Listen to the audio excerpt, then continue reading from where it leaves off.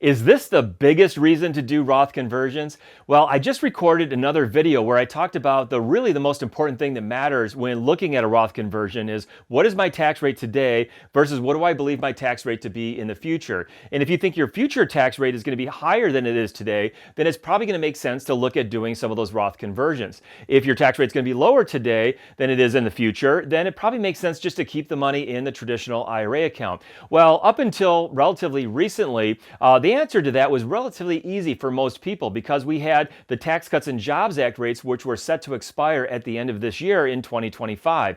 So pretty much across the board in all income tax filing brackets, we were expecting tax rates to be higher in the future than they were today, regardless of how much income you had. So it was a pretty easy decision for most people to at least seriously consider doing some of these Roth conversions. And when we do our illustrations inside of our eMoney financial planning software, the way we map it out is we assume that the rate of return for your traditional accounts is going to be exactly the same as it is for the Roth account. And the reason why we do that is because we can then isolate the amount of tax advantage for doing that Roth conversion. We can see if that is going to make sense just from a pure tax standpoint. But in reality, though, we're going to want to think about investing that Roth money a little bit differently. And let me explain. So let's take a look at a hypothetical example here. And let's say you have $3 million in a traditional IRA account or retirement account, 401k, whatever it may be, and you're 60 years old. And you're going to maybe be looking at some of the early part of retirement, maybe have some low tax years.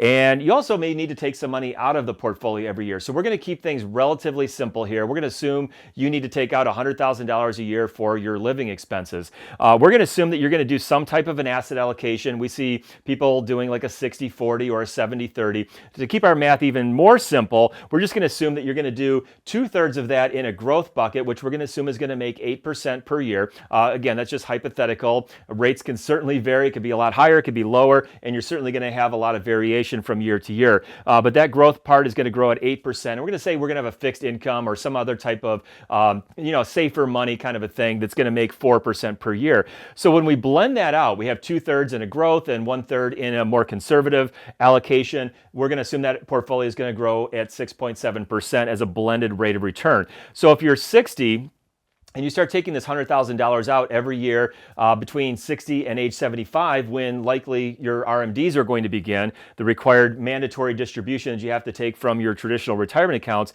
with that 6.7% growth on a consistent basis and taking $100,000 out every year, that account could grow to $5,480,149. And if we look at what the RMD would be at that time, it would be about $219,000 that you would have to take out. We don't know what the RMD rates are going to be, or what the tax brackets are going to be, I should say, in the future. But that's a lot of income, and especially if we're just tacking that on top of other income that you may need or have from like Social Security or a pension and things like that. So you could be getting into a higher tax bracket. I just made a video a couple days ago about IRMAA as well. You could be getting into an IRMAA, which could cause your Medicare benefits to get a little bit higher. So that could present some problems for you down the road. And of course, if you make more money on that account, those numbers could be even bigger potentially. So we're going to look at an example and say, okay, you're taking $100,000 out for your living expenses. What if we just, to kind of go up to that next bracket or close to that next bracket, and keeping our math easy, took another $100,000 and did a Roth conversion each year? And you did that for the next 15 years. What we're going to want to do, and again, why I think this is maybe the biggest reason to do Roth conversions, is because we can slowly shift that allocation from being a set 6.7% on the blended rate of return to still getting maybe that same 6.7% as an overall rate of return, but shifting some of that 8% growth bucket over to Roth, where we can build that up on a tax-free basis. So if we were to do that, we'd converted $100,000 each year, and looking at the contributions plus the growth, that Roth IRA account could grow to $2,715,000, earning that 8%. And now you have another bucket, a little bit of what we sometimes call income tax diversification. So you could take some extra money out of that Roth account anytime you needed or wanted to for extra things that you might want to do. without having to worry about it pushing you up into a higher tax bracket. Even if you don't have a way to pay the taxes other than taking it out of the IRA account itself, we looked at taking the tax money out of the Roth IRA account conversion itself. So instead of converting $100,000, if we assume that you were in a 25% combined state and federal tax bracket, you would actually be only contributing $75,000 a year. And that would still mean you could have, at that 8% level, over $2 million in that Roth IRA bucket.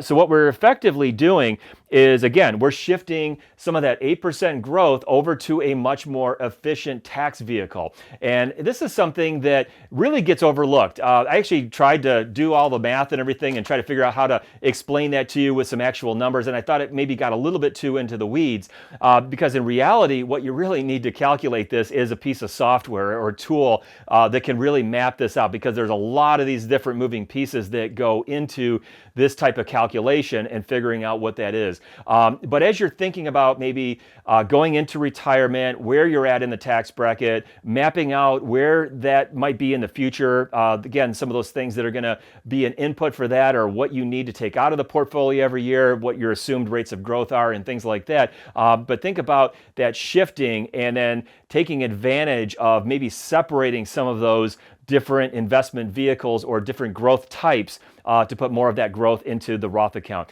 So anyway, I hope this was helpful. I thought this was a good idea to basically share. And if you like the video, go ahead and hit that like or subscribe button. I'm Bill Leatherman, moneyevolution.com, and I'll see you back in one of our next videos. Thanks.